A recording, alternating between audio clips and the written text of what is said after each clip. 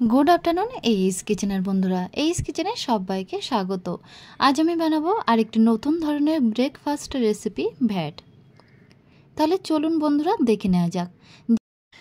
যাদের হাতে খুব কম সময় আছে ব্রেকফাস্ট রেডি করার জন্য তারা কিন্তু এই রেসিপিটা ট্রাই করতে পারেন। তাহলে চলুন দেখে নেওয়া যাক। ভ্যাট তৈরি করার জন্য এখানে আমি নিয়েছি একটা বড় বোলের মধ্যে 500 টক দই, আর সাথে নিয়ে নিচ্ছি দুটো পাকা কলা, কিছুটা পুদিনা পাতা এবং এক টুকরো আদা। প্রথমে টক দইয়ের মধ্যে দিয়ে দিচ্ছি ছোট চামচের হাফ চামচ সরিষা পাউডার, আর দিয়ে দেবো হাফ চামচ লবণ এবং হাফ চামচ চিনি। এই সবগুলো একসাথে বেশ ভালোভাবে একটা হ্যান্ড হুইক্সের মাধ্যমে মিশিয়ে নিচ্ছি।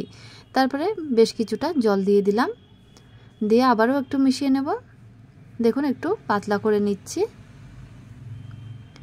এরপরে একটা গ্রেটার নিয়েছি, আদাগুলো গ্রেট করে নেব। তারপরে পুদিনা পাতাগুলো একদম ছোট ছোট করে কুচিয়ে নিচ্ছি।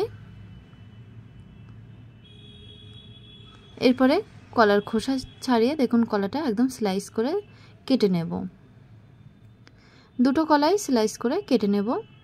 তারপরে মিডিয়াম ফ্লেমে একটি কড়া বসিয়ে কড়ার মধ্যে 1 থেকে 1.5 চামচ ঘি দিয়ে দেবো, আর গ্রেট করা আদাগুলো ঘিয়ের মধ্যে দিয়ে দিচ্ছি। আদাগুলো একটু হালকা ফ্রাই করে নিয়ে তারপরে দিয়ে দেবো স্লাইস করে কেটে রাখা কলাগুলো দিয়ে একটু নাড়াচাড়া করে নেব। নিয়ে দেখুন একটু ম্যাশ করে নেব। তারপরে যে দইয়ের মিক্সচারটা আমি তৈরি করে রেখেছিলাম সেটা কড়াইয়ের মধ্যে দিয়ে দিলাম, দিয়ে ভালোভাবে কলার সাথে মিশিয়ে নেব। এই সময় দিয়ে দিচ্ছি 1 চামচ সুগার পাউডার, দিয়ে ভালোভাবে মিশিয়ে নিলাম। তারপরে গ্যাসের ফ্লেমটা একদম মিডিয়ামে রেখে দেখুন 10 থেকে 15 মিনিট একটু জাল করে নেব, নিয়ে ঘন করে নেব। অনেকটাই ঘন হয়ে গেছে, এরপরে নামিয়ে নেব। দেখুন এইভাবে কিন্তু ভ্যাটটা আমি রেডি করে নিলাম। ঠান্ডা হয়ে গেলে তারপরে নর্মাল ফ্রিজে কিন্তু 2 থেকে 3 ঘন্টা রাখতে হবে। প্রচণ্ড গরমের সময় এরকম ঠান্ডা ঠান্ডা ভ্যাটের স্বাদ কিন্তু অসাধারণ। তাহলে বন্ধুরা একদিন বাড়িতে অবশ্যই ট্রাই করে দেখতে পারেন। আশা করছি রেসিপিটা আপনাদের ভালো লেগে থাকবে। যদি ভালো লাগে অবশ্যই আমাকে কমেন্টে জানাবেন।